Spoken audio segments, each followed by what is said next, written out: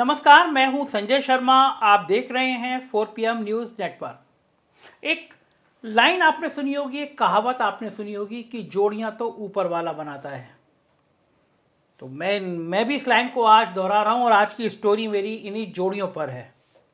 लेकिन आप रुकिए, वो वाली जोड़ी नहीं है जो आप सोच रहे हो, पति पत्नी प्रेम का दूल्हा दुल्हन, वो जोड़ी नहीं है। आज मैं देश की सबसे ताकतवर जोड़ियों के बारे में आपसे बात करने जा रहा हूं। पूछने जा रहा हूं कि आपको कौन सी जोड़ी पसंद है। अब आप सोचिए मैं क्या बोलने जा रहा हूं, अंदाजा लगाइए। अच्छा, कुछ सेकंड आप सोचिए कि मैंने क्या बोलने जा रहा हूं। मैं जानना चाहता हूं कि मेरे जो श्रोता हैं, जब तक मैं अपने मूल बात पर आऊं तब तक कौन कौन क्या क्या अंदाजा लगा चुका होता है। और प्लीज़ आपने जो सोचा हो कि मैं किस जोड़ी के बारे में बात करूंगा, 2 जोड़ियों के बारे में बात करनी है मुझे आज। 2 जोड़ी, अलग अलग जोड़ी। तो ईमानदारी से मुझे कमेंट में लिख के जरूर बताइएगा कि आपने वो 2 जोड़ी कौन सी सोची देश में, जिनके बारे में मैं कुछ सेकंडों में आपके सामने बात करूंगा। बिल्कुल ईमानदारी से बताना है नीचे कमेंट बॉक्स में कि मैंने ये जोड़ी सोची थी। सोच लिया ना आपने? चलिए अब मैं बात करता हूं कि मैं किन जोड़ियों के बारे में बात करने जा रहा हूं। मैं बात करने जा रहा हूं सबसे ताकतवर जोड़ी, प्रधानमंत्री नरेंद्र मोदी और भारतीय जनता पार्टी के राष्ट्रीय अध्यक्ष जेपी नड्डा की। ये जोड़ी है नंबर 1। एक पार्टी जो सत्ता में है, उसका मुखिया, और एक उसकी पार्टी का अध्यक्ष। इन्हीं दोनों के बीच की जोड़ी को पहली जोड़ी कह रहा हूं। और दूसरी जोड़ी है कांग्रेस के पूर्व अध्यक्ष राहुल गांधी और मौजूदा अध्यक्ष मल्लिकार्जुन खड़गे। इन दोनों जोड़ियों में क्या क्या अंतर है, क्या क्या ताकत है, मैं इस विषय पे आज बात करूंगा। सुनिएगा पूरा वीडियो, बहुत सारी जानकारियां हैं इस वीडियो में। और मैं फिर कहूँगा मुझे आपकी राय की ज़रूरत रहती है, तो मुझे कमेंट में ज़रूर बताइएगा कि मैं सही बोला या गलत बोला। दरअसल कांग्रेस के पूर्व अध्यक्ष राहुल गांधी और मौजूदा अध्यक्ष हैं मल्लिकार्जुन खड़गे, इनकी भावभंगिमा को देखकर आजकल हर कोई कंफ्यूज हो रहा है। किसी को पता ही नहीं चल पा रहा कि अगर अगले लोकसभा चुनावों में कांग्रेस का चेहरा यानी प्रधानमंत्री पद का उम्मीदवार कौन होगा। यह हालात बिल्कुल 90 के दशक के शुरुआत जैसी है। खासकर नरसिंहा राव के जमाने में अक्सर ये अटकलें लगा करती थी कि मई 1996 के लोकसभा चुनावों में नरसिंहा राव के सामने भारतीय जनता पार्टी का चेहरा कौन होगा। अटल बिहारी वाजपेयी होंगे या फिर लाल कृष्ण आडवाणी होंगे। लगभग 3 साल तक इन अटकलों का दौर चलता रहा। लेकिन लोकसभा चुनाव के तकरीबन 6 महीने पहले यानी नवंबर 1995 में और भारतीय जनता पार्टी ने यह औपचारिक ऐलान कर दिया कि अटल बिहारी वाजपेयी पार्टी की तरफ से प्रधानमंत्री पद का चेहरा होंगे। आजाद भारत के इतिहास में यह पहली घटना थी जब किसी भी पार्टी ने अपना प्रधानमंत्री पद का उम्मीदवार घोषित किया हो। दरअसल संसदीय व्यवस्था में पूरी दुनिया में कहीं ऐसा होता भी नहीं है। और ध्यान रखिए, भारत में राष्ट्रपति प्रणाली नहीं है, बल्कि ये संसदीय प्रणाली है। संसदीय प्रणाली में अपना नेता चुनने का हक चुने हुए सांसदों को है, ना कि पार्टी को। चुनाव के पहले प्रधानमंत्री मुख्यमंत्री पद के उम्मीदवार का नाम का ऐलान करना सांसदों के ऊपर पार्टी की चॉइस थोपने जैसा है। भाई आप इंडिपेंडेंट होके गए हैं, चुनाव जीत के गए हैं, भली पार्टी से गए हो, लेकिन कायदे से आपको तय करना चाहिए ना कि आपका नेता कौन होगा। लेकिन होता नहीं है। सबसे पहले एक नागरिक के तौर पर हमें पार्टी और उसके संसदीय दल में अंतर को समझना होगा। और वैसे भी कोई पार्टी जब अपने दल के भीतर, अपनी पार्टी के भीतर लोकतंत्र की इजाजत नहीं दे सकती, तो फिर वो भला देश में लोकतंत्र को मजबूत करने का दावा कैसे कर सकती है। आपने सुना होगा कि कैसे एक मुख्यमंत्री के खिलाफ उन्हीं के पार्टी के लगभग 250 विधायक धरने पर बैठ गए थे। उत्तर प्रदेश का किस्सा है, विधानसभा में योगी आदित्यनाथ जी के खिलाफ लगभग 200-250 विधायक धरने पर बैठ गए थे। मगर आश्चर्य यह है कि वो मुख्यमंत्री अभी भी जमे हुए हैं और अब तो उन्होंने छवि और मजबूत कर ली है। पूरे देश के वो ब्रांड एम्बेसडर बन गए हैं। भारतीय जनता पार्टी की दिल्ली के नेता पसीने पसीने हो रहे हैं उनकी ताकत को देखकर। स्पष्ट है कि विधायक दल की मर्जी के खिलाफ पार्टी ने अपना नेता यहाँ पे लगाया हुआ है। मुझे पिछले दिनों किसी ने बताया कि योगी आदित्यनाथ के और दिल्ली के जब रिश्ते थोड़े खराब से होने की चर्चा हुई तो दिल्ली में बुलाया गया और एक बहुत बड़े नेता ने योगी आदित्यनाथ से कहा कि जनता विधायक चुनती है, विधायक नेता चुनता है। लेकिन मजे की बात यह, आप जनता के तो नेता हो, जनता में तो आपकी स्वीकार्यता बहुत है, लेकिन आप पार्टी के विधायकों के नेता नहीं हो। विधायक नाराज हैं, थोड़ा देख के काम करिए।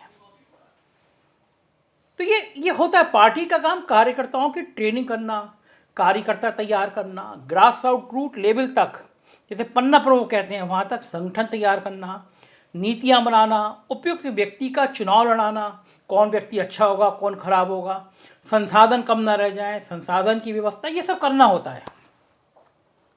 किसी भी राजनीतिक पार्टी का काम अपने संसदीय और विधायक दल पर अपनी नीतियों को लागू करने का दबाव बनाए रखना होता है, ना कि अपने संसदीय और विधायक दल पर नेता, मंत्री, सचेतक चुनने के लिए अपनी पर्सनल चॉइस थोपना होता है।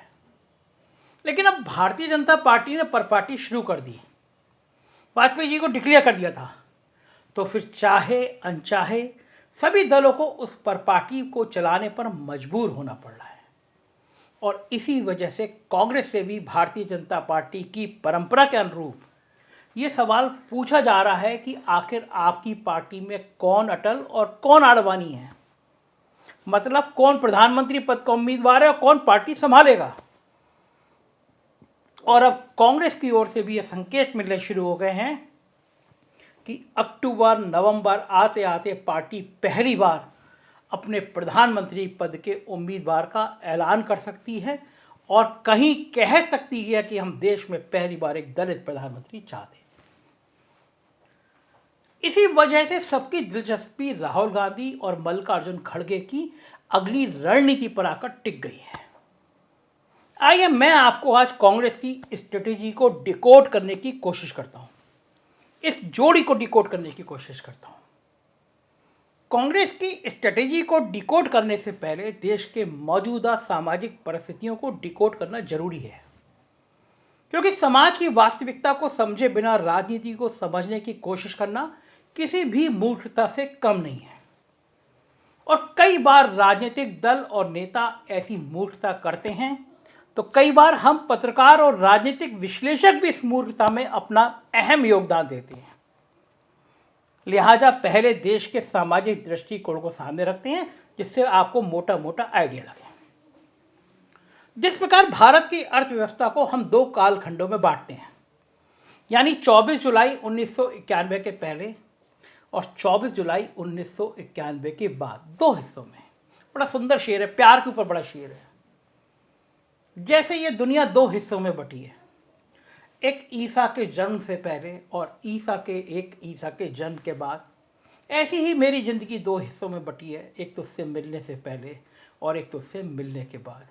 ये प्यार की बातें मुझे बीच में याद आ गई जब मैंने कहा कि दो कालखंडों में बांटते हैं, 24 जुलाई 1991 से पहले और 24 जुलाई 1991 के बाद, तो मैंने ये शेर बीच में सुना दिया आपको। मतलब एक पुराना दौर, यानी लाइसेंस परमिट राज के साथ साथ मिश्रित अर्थव्यवस्था वाला, और बाद का वो दौर जो 24 जुलाई 1991 को नरसिंह राव सरकार को वित्त मंत्री मनमोहन सिंह के ऐतिहासिक बजट, जिस बजट में उदारीकरण और भूमंडलीकरण की शुरुआत हुई थी और मुक्त बाजार का नया दौर था, उस बजट के साथ अगला दौर जिसमें लाइसेंस परमिट राज का खात्मा कर दिया गया। दोनों एकदम अलग अलग दौर थे, एक 24 जुलाई से पहले और एक 24 जुलाई के बाद। इसी प्रकार हम भारत के समाज को दो हिस्सों में बांटेंगे।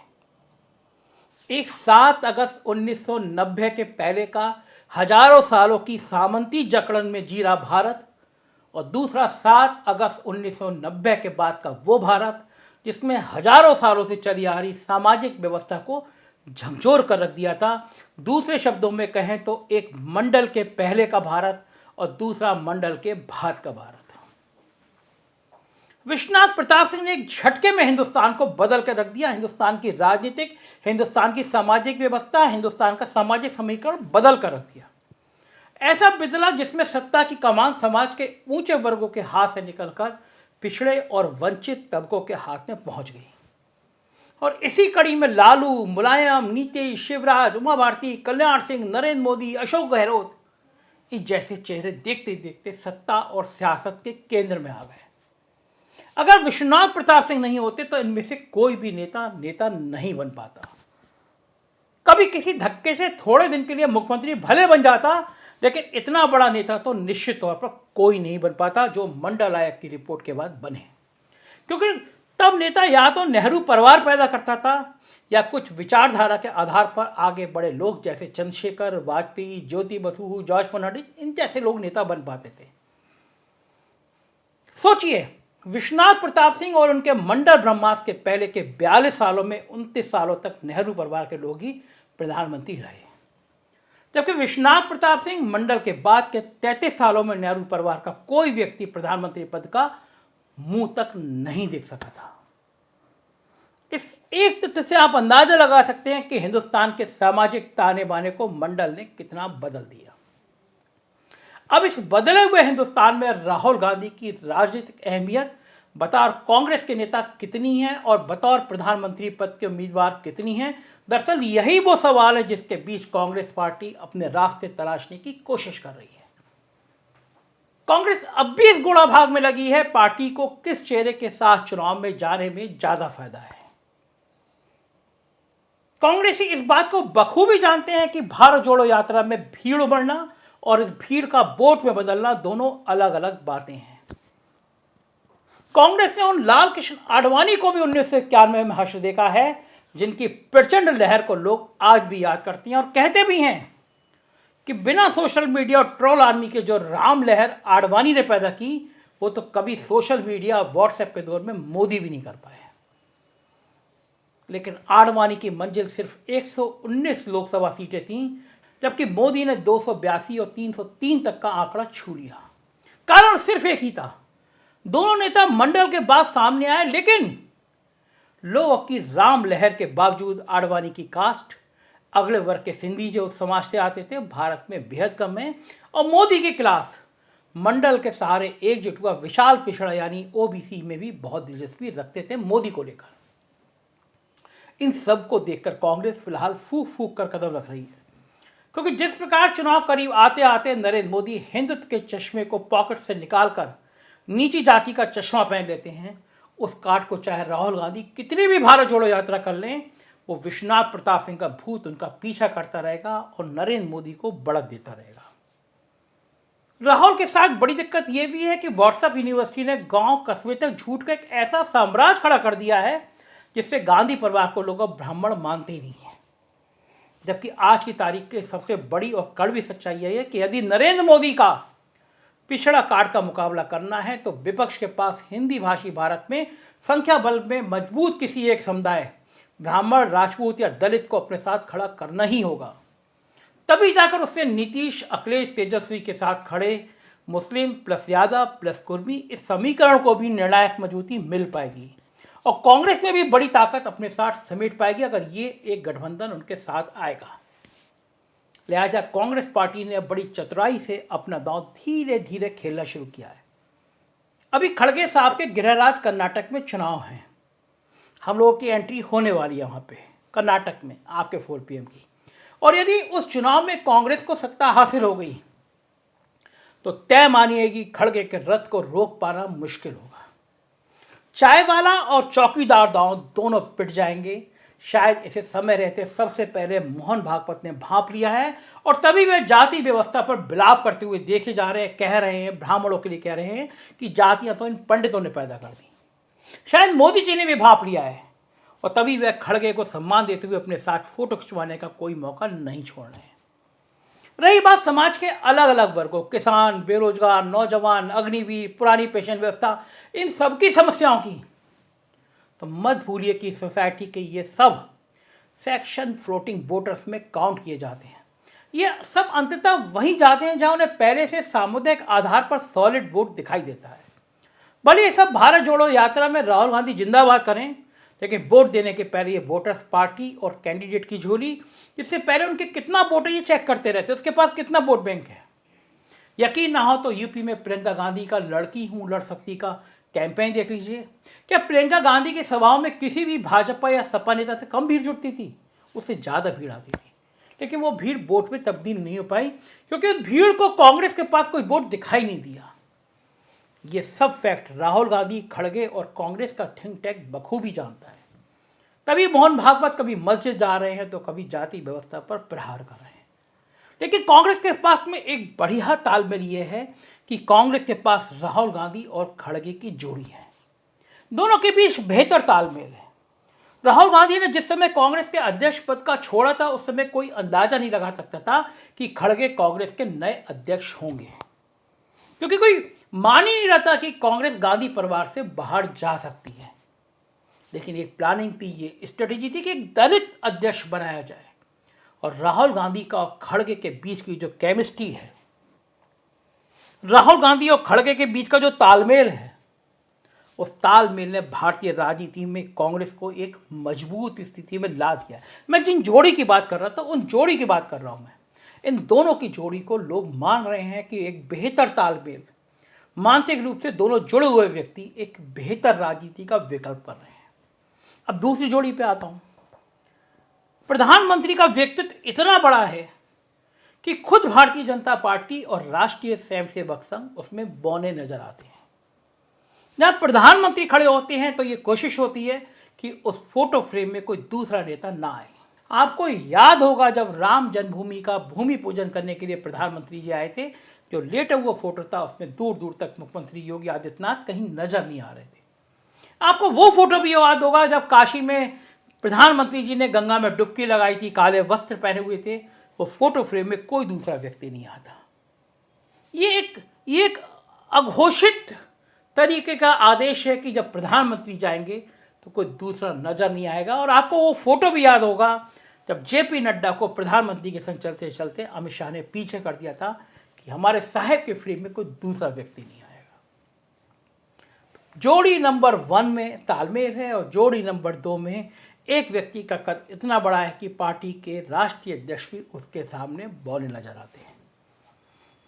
ये रही थी दोनों जोड़ियों की बात। राजनीति की मुझे लगा आपसे चर्चा की जानी चाहिए, तो मैंने चर्चा की। मुझे यकीन है आपको ये वीडियो पसंद आया होगा। अपनी राय से अवगत कराइएगा। यूपी की खबरें देखना हो तो हमारा दूसरा चैनल 4PM यूपी, बिहार देखना हो 4PM बिहार, और गुजरात देखना हो तो 4PM गुजरात सब्सक्राइब करिएगा। शुक्रिया, थैंक यू।